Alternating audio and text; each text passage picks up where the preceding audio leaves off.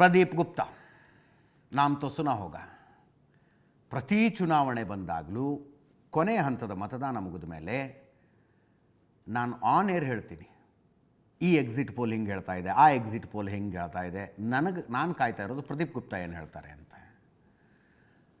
Pradeep Gupta Axis ಮೈ ಇಂಡಿಯಾದ ಸಂಸ್ಥಾಪಕರು. Axis ಮೈ India ಅನ್ನೋ ಸಂಸ್ಥೆ ಮೋರ್ ದೆನ್ 90% ಅಕ್ಯುರೇಟಾಗಿ ಭವಿಷ್ಯ ನುಡಿತಾರೆ ಅವರು. ಮೊನ್ನೆನೇ ನೋಡಿದ್ವಲ್ಲ ತಮಿಳ್ನಾಡು ಎಲೆಕ್ಷನ್ನು, ಎಷ್ಟು 98ರಿಂದ 108 ತನಕ TVK ಗೆಲ್ಲುತ್ತೆ, ವಿಜಯ ಪಕ್ಷ ಗೆಲ್ಲುತ್ತೆ ಅಂತ ಹೇಳಿದ ಮೊಟ್ಟ ಮೊದಲ ಮನುಷ್ಯ. ಇವರು ಹೇಳಿದ ನಂತರ ಟುಡೇಸ್ ಚಾಣಕ್ಯದವರು ಒಲ್ಲದ ಮನಸ್ಸಿನಿಂದ ಅನ್ನೋ ಥರ 70 ಬರ್ಬೋದು ಅಂದ್ರೆ ಉಳಿದವರೆಲ್ಲ 10, 15, 25 ಅಂತಿದ್ರು ವಿಜಯ ಪಕ್ಷಕ್ಕೆ. ಪ್ರದೀಪ್ ಗುಪ್ತಾ ಈ ಸಂಖ್ಯೆಯನ್ನು ಹೇಳಿದಾಗ ಗಾಬರಿ ಆಗ್ಬಿಡ್ತು ನಮಗೆ. ಧೈರ್ಯ ಬೇಕ್ರಿ ಇಂಥ ನಂಬರ್ ಹೇಳೋದಕ್ಕೆ ಅಂತ. ಚುನಾವಣೆಯ ಭವಿಷ್ಯ ಜನರ ನಾಡಿ ಮಿಡಿತ ಹಂಗೆ ಹಿಡಿತಾರೆ ಅವರು ರಾಷ್ಟ್ರ ರಾಜಕಾರಣ ಹೆಂಗಿರಲಿದೆ ಅನ್ನುವುದರ ಬಗ್ಗೆ ಮತ್ತೊಂದು ಭವಿಷ್ಯ ನೋಡಿದ್ದಾರೆ. 2034 ತನಕ BJP ಅಧಿಕಾರದಲ್ಲಿರುತ್ತೆ ಅಂತ. 2014ರಲ್ಲಿ ಶುರುವಾಗಿರುವ BJP ಆಡಳಿತ 2034 ತನಕ ಇರುತ್ತೆ ಅಂತಿದ್ದಾರೆ ಪ್ರದೀಪ್ ಗುಪ್ತಾ. BJP ಸರ್ಕಾರದ ಸಾಧನೆ ದುರ್ಬಲ ಆಗೋ ತನಕ ಅದಕ್ಕೆ ಅಧಿಕಾರ ಇದ್ದೇ ಇರುತ್ತೆ.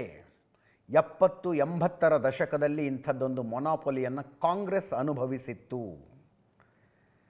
70-80ರ ದಶಕದಲ್ಲಿ ಕಾಂಗ್ರೆಸ್ ಹಂಗೇರಿ ಯಾರು ಅನ್ಕ್ವಶ್ಚನೇಬಲ್ ಲೀಡರ್ ಆಗಿತ್ತಲ್ಲ, ಆಗ ಕಾಂಗ್ರೆಸ್ ಹೆಂಗಿತ್ತಲ್ಲ ಹಂಗೀಗ BJP ಆಗಿದೆ ಅಂತ. ಇದು ಚಕ್ರ ತಿರುಗಿ ಬಂದಿದೆ ಅಂತ ಪ್ರದೀಪ್ ಗುಪ್ತಾ ಹೇಳ್ತಾ ಇರೋದು. ಬೇಸಿಕಲಿ BJPಗೂ ರಾಜಕೀಯ ಮಿತಿ ಇದೆ, ಆದರೆ 2034ರ ತನಕ ತೊಂದರೆ ಇಲ್ಲ. ಇನ್ನೂ ಹಲವು ವರ್ಷ BJP ಪ್ರಾಬಲ್ಯ ಹಿಂಗೆ ಮುಂದುವರಿಯುತ್ತೆ ಅಂತ. ಪ್ರತಿಪಕ್ಷಗಳ ಸಂಪೂರ್ಣವಾಗಿ BJP ಸರ್ಕಾರದ ಸಾಧನೆಯನ್ನು ಅವಲಂಬಿಸಿವೆ. ಭಾರೀ ಬಹುಮತದ ಗೆಲುವಿನ ಬಳಿಕ BJP ಸರ್ಕಾರದ ನಿರೀಕ್ಷೆ ಹೆಚ್ಚಿವೆ. ಹೀಗಾಗಿ BJP NDA ಸರ್ಕಾರ ಹೆಚ್ಚು ಸಾಧನೆ ಮಾಡಬೇಕಾದ ಅನಿವಾರ್ಯತೆ ಇದೆ. ಸರ್ಕಾರದ ಸಾಧನೆ ಉತ್ತಮ ಇರೋ ತನಕ BJP ಗೆಲ್ತಾನೇ ಇರುತ್ತೆ. BJP ಸರ್ಕಾರ ಉತ್ತಮ ಇದ್ದರೆ ಪ್ರತಿಪಕ್ಷಗಳು ಸೋಲ್ತಾನೇ ಇರ್ತವೆ. ಕಾಂಗ್ರೆಸ್ ಪಕ್ಷ ಪರಂಪರಾಗತ ಸಮಸ್ಯೆಗಳ ಒತ್ತಡದಲ್ಲಿ ಸಿಲುಕಿದೆ. ಕಾಂಗ್ರೆಸ್ ಇದರಿಂದ ಚೇತರಿಸಿಕೊಳ್ಳೋದಕ್ಕೆ ಸುದೀರ್ಘ ಸಮಯ ಬೇಕು. ಸದ್ಯ ಕೇಂದ್ರದಲ್ಲಿನ ಮೋದಿ ಸರ್ಕಾರದ ಮೇಲಿನ ನಿರೀಕ್ಷೆಗಳ ಜಾಸ್ತಿ ಇದ್ದಾವೆ ಅಂತ ಪ್ರದೀಪ್ ಗುಪ್ತಾ ಆಕ್ಸಿಸ್ ಮೈ ಇಂಡಿಯಾದ ಸಂಸ್ಥಾಪಕರ ಭವಿಷ್ಯ ಇದು. ನೆಕ್ಸ್ಟ್ ಇಯರ್ ಫೆಬ್ರವರಿ ಮಾರ್ಚ್ನಲ್ಲಿ ಉತ್ತರ ಪ್ರದೇಶ ಎಲೆಕ್ಷನ್ ಇದೆ.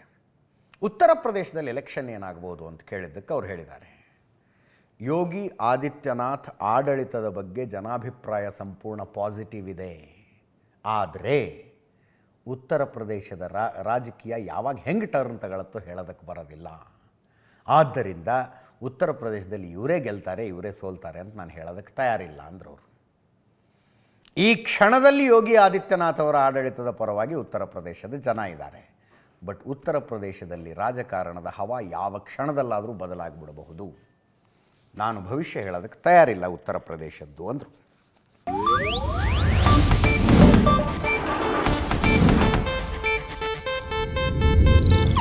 ಇದು ಏಷ್ಯಾನೆಟ್ ನ್ಯೂಸ್ ನೆಟ್ವರ್ಕ್ ಪ್ರಸ್ತುತಿ.